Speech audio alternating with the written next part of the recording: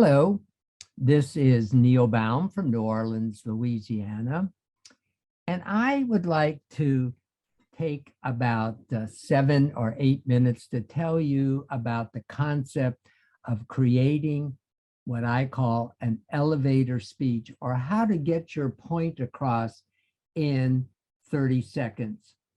I wrote an article on this subject a few years ago and decided it might be helpful to create this into a brief video.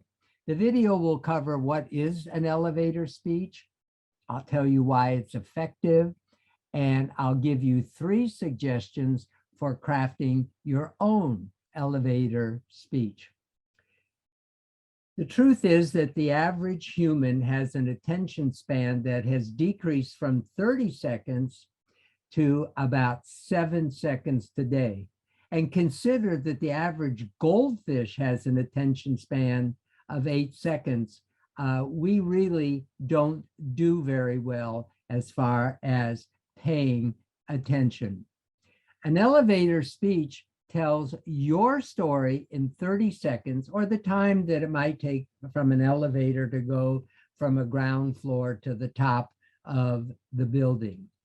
It's the same time as a TV commercial, or it's the first impression that you create, which is often less than 7 seconds. An effective elevator speech should create a wow for the listener and want them to have you tell them more about yourself. In the past, when someone asked me, what do you do? If I would say I'm a doctor, that wasn't very effective and that didn't create a lot of interest. Or if I'd say I'm a urologist, they might respond, oh, so you're a nerve doctor, or you're a neurosurgeon. They didn't understand what a urologist was. So with that in mind, I try to create a more effective means of telling what it is and what I did to get them to be more interested in me and my profession. I think of an effective elevator speech as like a billboard. You're traveling down the highway and you see a billboard that is trying to encourage you to call for more information or to get off the freeway to go to a restaurant or some venue right off the freeway.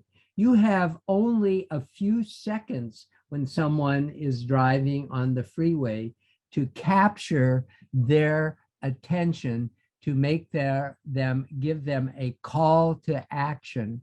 And this has to be done with very few words or effective visuals.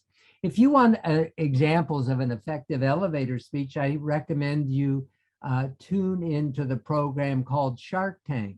This is when an entrepreneur or inventor goes in front of sharks who are willing to or consider investing in the entrepreneur, and they tell who they are, what they do, and how much money they are looking for an investor in just a few seconds. The 3 steps for creating an elevator speech begins with having a headline. If you'll notice that most newspaper headlines are just a few words, the same with billboards, but you want to capture the listener's attention in just a few words. If you can tell the who, the what, and how you can accomplish solving their problem, that is a good starting point for an effective elevator speech. These are some effective headlines that were created by various medical associations or large group practices or even a supplement company. But you'll notice they get their point across in just a few words.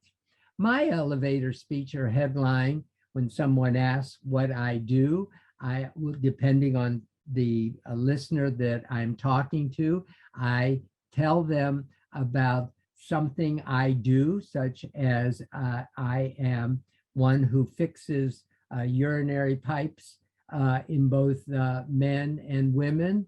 Or if it's a man that I'm talking to, I might describe myself as someone who turns software into hardware, which gets them thinking, what is it that you do? And then I can talk about my experience with erectile dysfunction.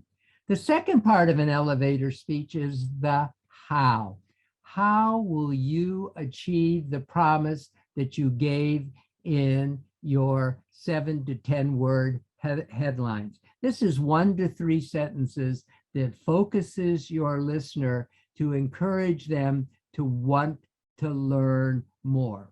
I gave you an example of the American Diabetes Association's how component of their effective elevator speech in this slide. My example of a how is I state that for 40 years, I have helped thousands of men restore their ability to have intimacy, pointing them in the right direction, with the result of creating not only happy men, but happy partners as well. In this few sentences, I tell what I do, a little background experience that I have had, and what it is I can do to help solve many couples' problems. The third part of an effective elevator speech is your success story. A few succinct sentences that are customized to your listeners' needs. Again, you want to encourage them to stay focused on you and asking for more information. Your success stories identifies the problem and offers a solution to their problem, and then creates a roadmap or a call to action, how you can be helpful.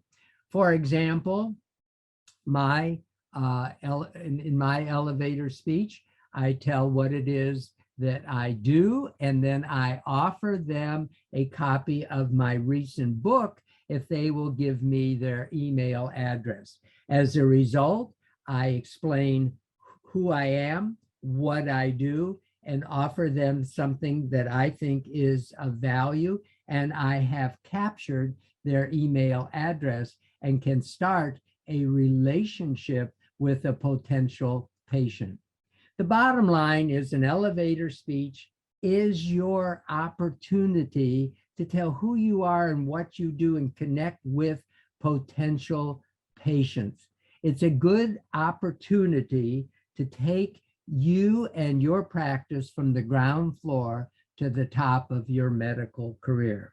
And finally, try to create a speech about yourself that is so succinct and so valuable that it could even be understood by a goldfish. Well, I hope you found this video helpful and useful on the elevator speech. If you would like a copy of my white paper on the elevator speech, if you contact me at the email address shown in this last slide, I would be happy to send it to you. Thank you.